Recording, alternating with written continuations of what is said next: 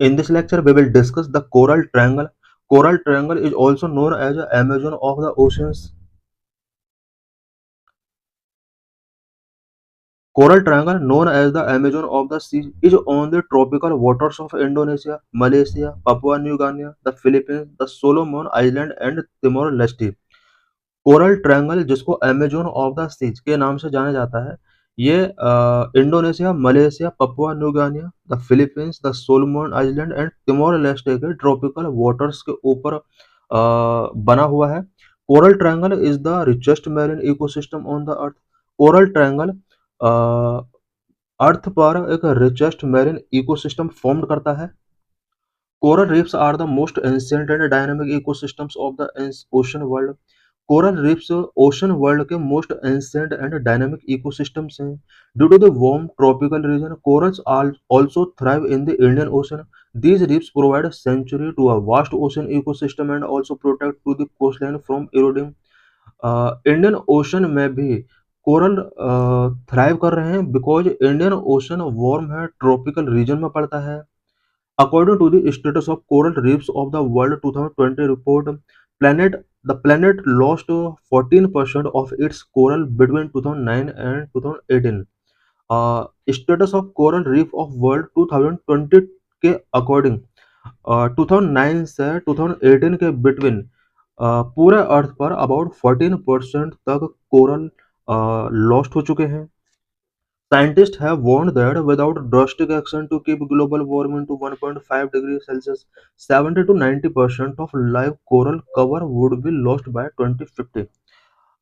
Scientist ने ये warning given किया है, अगर ग्लोबल वार्मिंग को 1.5 डिग्री सेल्सियस तक लिमिट नहीं करके रखा गया, 2050 तक about 70 to 90% live coral lost हो सकते हैं।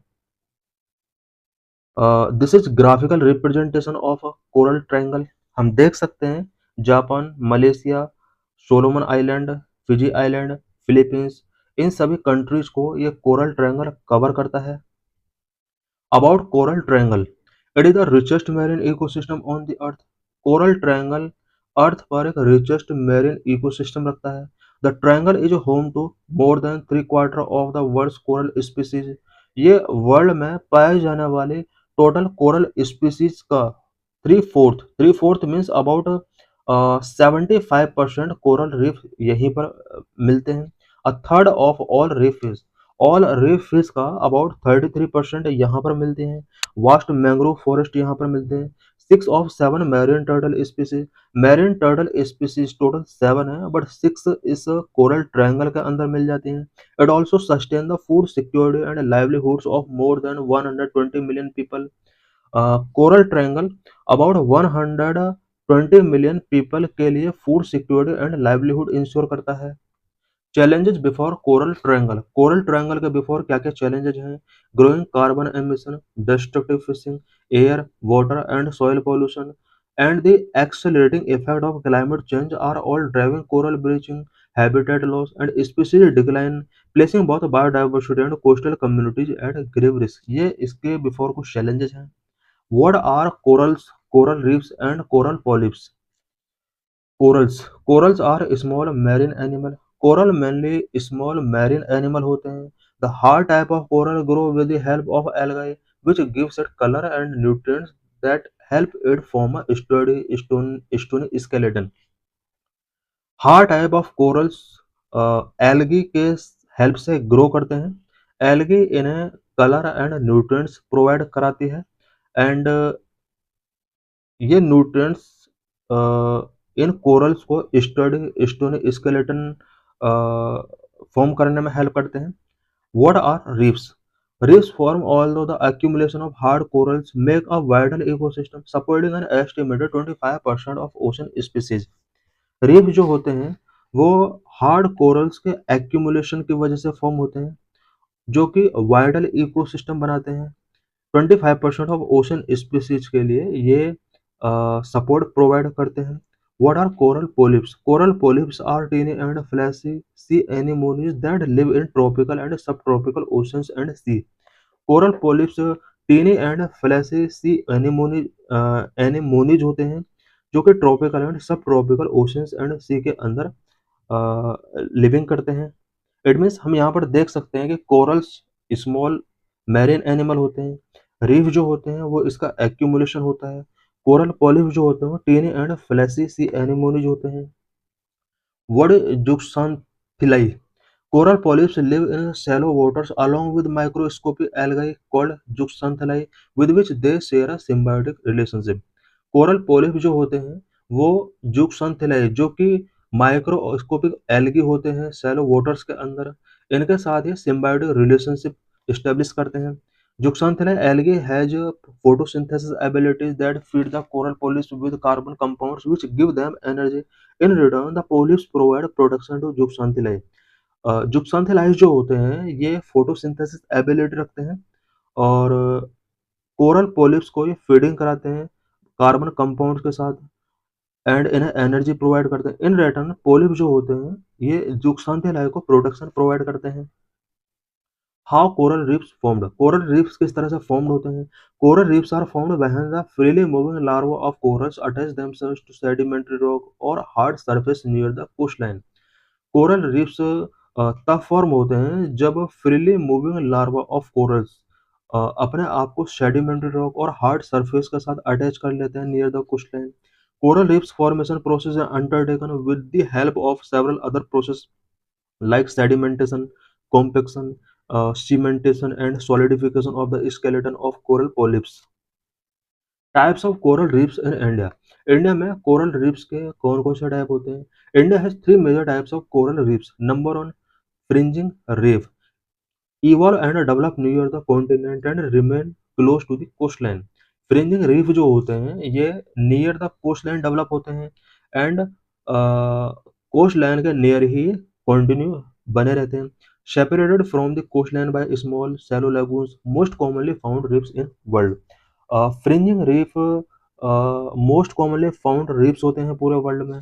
Second, barrier reef, found offshore on the continental shelf, ये कॉन्टिनेंटल शेल्फ के ऑफशोर में फाउंड होते हैं। Usually run parallel to the coastline at some distance, a deep and wide lagoon is located between the coastline and the barrier reef. Third, atolls, formed on a mid-oceanic ridge, shaped circular or elliptically and are surrounded by sea on all four sides and have shallow waters in the center called a lagoon.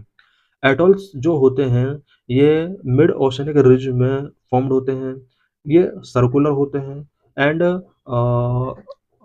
C and ocean से चारों तरफ से sound होते हैं। Where are coral reefs found in India, India में coral reefs कहाँ कहाँ found होते हैं? Coral reefs in India are found gulf of Mannar, gulf of Kutch, Palk bay के अंदर ये फाउंड होते हैं। Andaman and Nicobar and Lakshadweep island, coast of Kerala में ये फाउंड होते हैं। What are the ideal environmental condition for corals to grow, corals के ग्रो होने के लिए आइडियल एनवायरमेंट कंडीशंस कौन कौन सी होती हैं? Number one, clear water, beautiful coral polyps developed in clear waters, clear water give passage of sunlight to the algae that help in photosynthesis lead to sustains their life. Beautiful coral polyps clear water में develop होते हैं। Clear water algae के लिए sunlight का passage clear करता है जो कि फोटोसिंथेसिस में हेल्प करता है सो दैट कोरल्स के लाइफ को सस्टेन किया जा सके। Number two, shallow waters, coral reef grow in shallow parts of the water, the surface of the reef should not be more than 80 metre deep from the water surface. The zooxanthellae need adequate sunlight for their photosynthesis process. Coral reefs water के shallow part में grow होते हैं because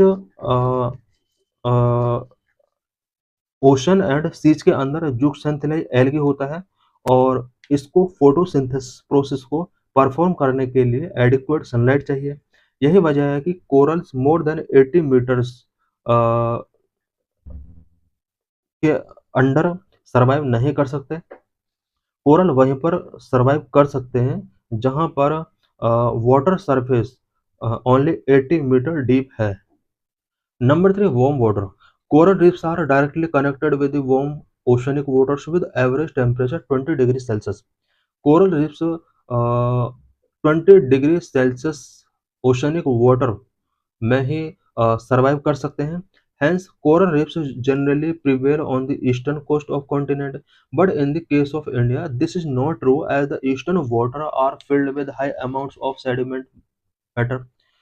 coral reefs 20 degree Celsius warm water के अंदर ही thrive कर सकते हैं। यही वजह है कि ज़्यादातर कोरल रीफ जो हैं वो eastern coast of the continent part में ही अवेलेबल है। बट इंडिया के केस में ये ट्रू नहीं है, बिकॉज इंडिया का जो ईस्टर्न वाटर है वो high amount of sediment matter से फिल्ड है। यही वजह है कि इंडिया में कोरल रीफ्स वेस्टर्न कोस्ट में मिल जाएंगे। Number 4, saline field water. Saline field water में भी कोरल्स बेटर तरीके से थ्राइव करते हैं। Salty ocean water is extremely important for the development of coral polyps. Coral polyps के डेवलपमेंट के लिए salty ocean water extremely important होते हैं।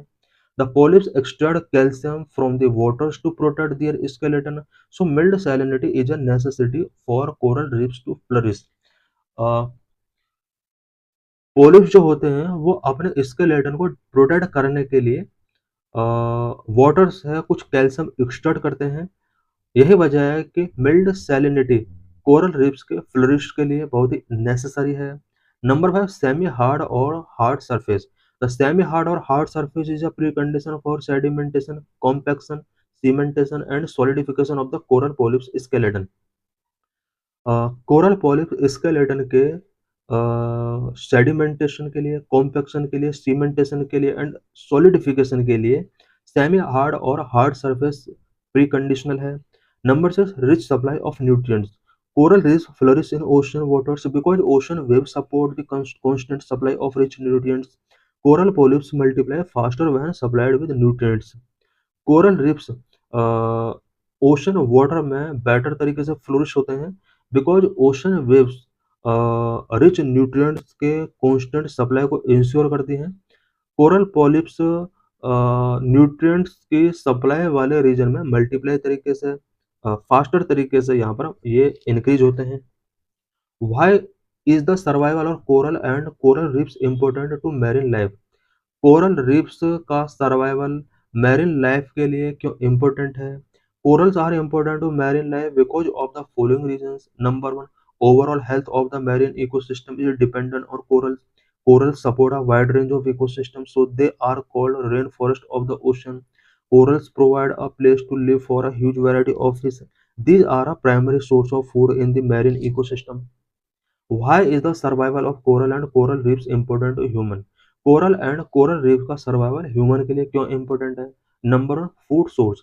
Fish that live in and around coral reefs are a healthy source of protein for billions of people who are living on coastline. Fish जो coral reef के आसपास रहती हैं ये protein का एक इम्पोर्टेंट सोर्स होती हैं। बिलियन ऑफ पीपल के लिए फूड प्रोवाइड कर रही हैं। Some fishing industries are entirely dependent on the coral reef. बहुत सारे फिशिंग इंडस्ट्रीज हैं जो एंटायरली कोरल रीफ्स पर ही डिपेंड है। Number 2, coastal protection.